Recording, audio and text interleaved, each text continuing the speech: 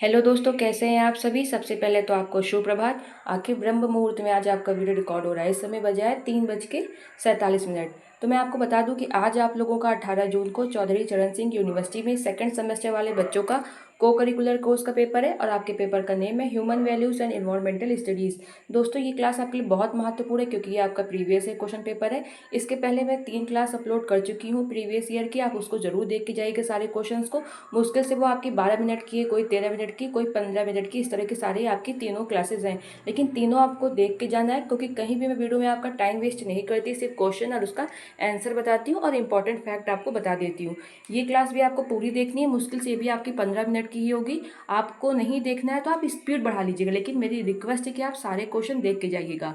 मैं आप लोग को एक काम करूँगी कि चारों वीडियो का एक प्लेलिस्ट बना दूंगी। आप चैनल पे जाइएगा और प्लेलिस्ट वाले ऑप्शन पे जाएंगे तो सबसे पहले नंबर पे मैं इसकी प्लेलिस्ट आपको मिल जाएगी। चौधरी चरण सिंह यूनिवर्सिटी सेकंड सेमेस्टर को करिकुलर करके मैं बना दूंगी, लेकिन आप चारों वीडियो देख के ज़रूर जाइएगा।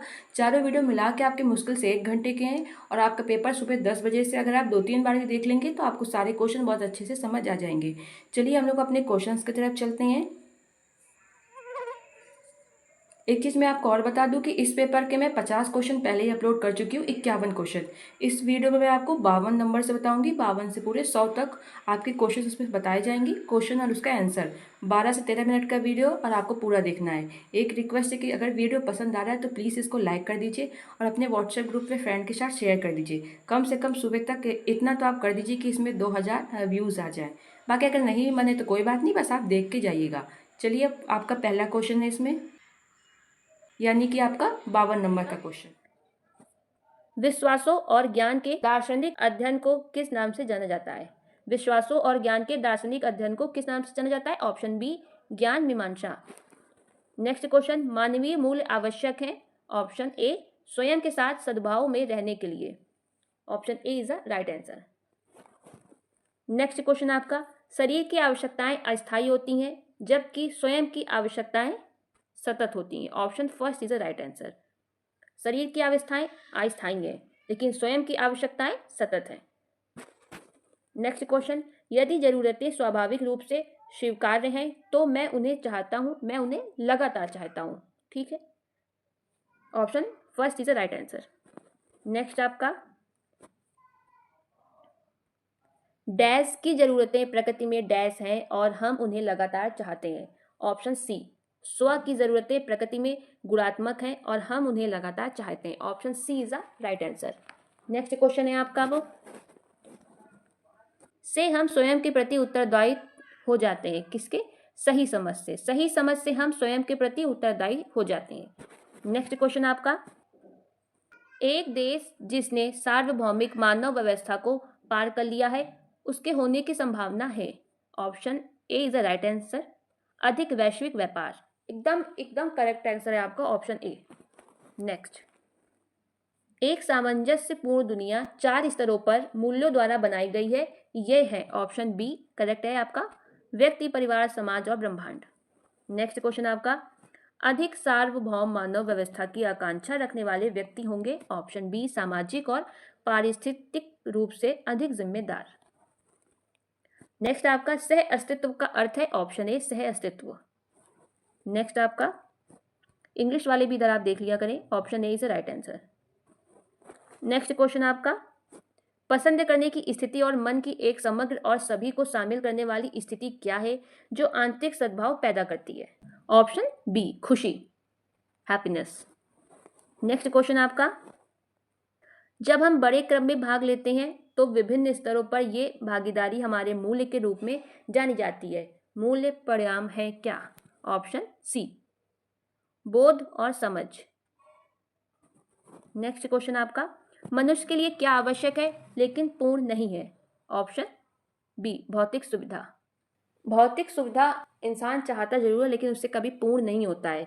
लेकिन अगर इंसान प्रसन्न है तो वो पूर्ण हो सकता है क्योंकि प्रसन्नता से आपको आंतरिक, मानसिक सभी तरह की खुशी मिलती है। अगर समृद्धि है, वैसे समृद्धि तो भौतिक सुविधा के अंतर्गत आता है, लेकिन समृद्धि में इंसान का स्वस्थ रहना भी आता है, इसलिए समृद्धि भी अगर इंसान के पास है तो वो भी पूर्ण है। और अगर संबंध है व्यक्तियों के पास, रिलेशनशिप है, अगर आपके सारे रिश्ते अच्छे हैं तो भी वो व्यक्ति पूर्ण कहलाता है। लेकिन क्या है जो व्यक्ति को आवश्यक तो है लेकिन पूर्ण नहीं, वो है भौतिक सुविधा।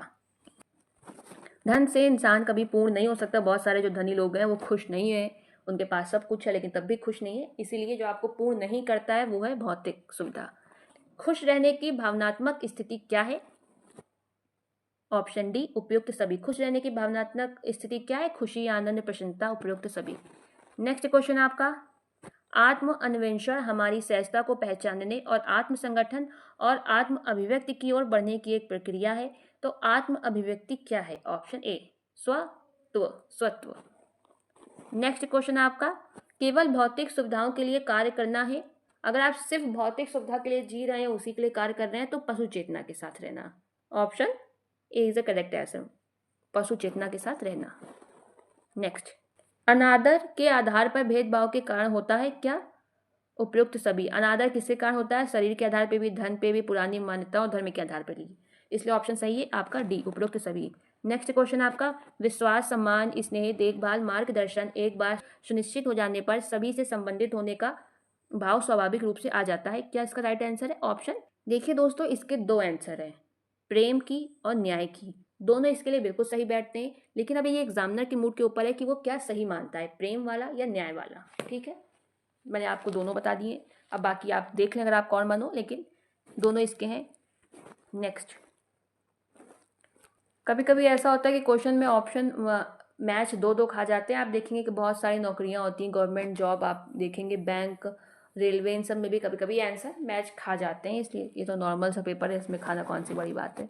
नेक्स्ट क्वेश्चन, स्नेह का अभाव कारण बनता है। ऑप्शन बी, अगर लोगों में स्नेह का अभाव है, कमी है, तो विरोध और ईर्ष्या का होना स्वाभाविक है। स्वयं क्या है? चेतना। स्वयं क्या है? इसका राइट आंसर चेतना भी हो सकता है और आपका शरीर भी, क्योंकि स्वयं के अंतर्गत चेतना और शरीर दोनों आते हैं। इन्होंने यहाँ अलग अलग दे दिया है, तो अब ये भी एग्जामिनर के ऊपर है कि वो इसका क्या सही आंसर मानता है। नेक्स्ट, स्वयं की आवश्यकताएं हैं, इसका राइट आंसर है सतत, क्योंकि पीछे इनके क्वेश्चन में ही लिखा हुआ था सतत। अभी आप पीछे देखें क्वेश्चन, ये 72 है आपका। अगर आप पीछे देखें, मुझे अभी एकदम तो नहीं याद है कि कौन सा क्वेश्चन था, एक बार मैं आपको दिखाती हूँ। स्वयं की आवश्यकता है, ऑप्शन ए सतत। ये लगभग आप देखें तो ये 54 नंबर शायद था क्वेश्चन का। एक सेकंड में आपको दिखाती हूँ, ये देखिए, स्वयं की आवश्यकताएं होती हैं सतत, वही यहाँ पे रिपीट किया गया है क्वेश्चन 72 में। आप देखें फिर से, इसलिए जब समझिए पेपर में क्वेश्चन रिपीट हो रहा है तो आपके पेपर में ज़रूर होंगे सारे क्वेश्चन रिपीट। नेक्स्ट आपका जो क्वेश्चन है वो है, प्रसंस्कृत जैविक खाद्य पदार्थ भी अस्वास्थ्यकर हो सकते हैं यदि उनमें बहुत अधिक मात्रा में हो। Option C glucose. ग्लूकोज यानी शुगर। नेक्स्ट आपका, अगर ग्लूकोज की जगह अगर आपके में शुगर लिख के आता तो आप वो भी टिक कर सकते हैं। जैविक और गैर जैविक भोजन में मुख्य अंतर क्या है? तो ऑप्शन ए का कीटनाशक का प्रयोग। नेक्स्ट आपका, जैविक खेती का महत्व और लाभ क्या है? तो उपरोक्त सभी है, क्योंकि कोई रसायन इस्तेमाल नहीं किया जाता जैविक खेती में, पर्यावरण के अनुकूल होती है, मिट्टी के स्वास्थ्य को बढ़ाती है जैविक खेती, इसलिए उपरोक्त सभी।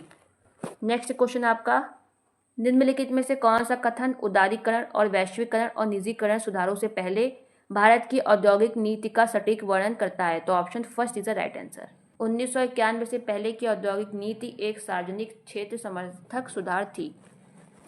नेक्स्ट क्वेश्चन आपका, हिंदू दर्शन किन ग्रंथों के अधिकार को मानते हैं? Veda. Option D is the right answer. Next question, यदि हवा में एसिड रसायन उन क्षेत्रों में उड़ाए जाते हैं जहां मौसम गीला होता है तो एसिड जमीन पर गिर सकता है। ऑप्शन इसका बी, वर्षा, बर्फ, कोहरा के रूप में। Option B is the right answer. Next question है आपका, फॉक्स लोमड़ी किसका उदाहरण है? तो द्वितीय उपभोक्ता का है। प्राथमिक उपभोक्ता में वो आते हैं जो पेड़ पौधे खाते हैं, द्वितीय उपभोक्ता में वो आते हैं जो प्राथमिक उपभोक्ता को खाते हैं। तो जैसे आपका खरगोश है वो प्राथमिक उपभोक्ता में आता है क्योंकि वो पेड़ पौधे खाता है, लेकिन लोमड़ी खरगोश को खाती है इसलिए वो द्वितीय उपभोक्ता में है। नेक्स्ट आपका क्वेश्चन है, जलीय जंतु मर जाते हैं किस कारण से? तो ये मर जाते हैं, ऑप्शन बी, औद्योगिक अपशिष्टों द्वारा जल और तापीय प्रदूषण के कारण। अगर जल का तापमान बहुत ज़्यादा होगा तो भी जलीय जंतु मर जाएंगे। Option B is the right answer.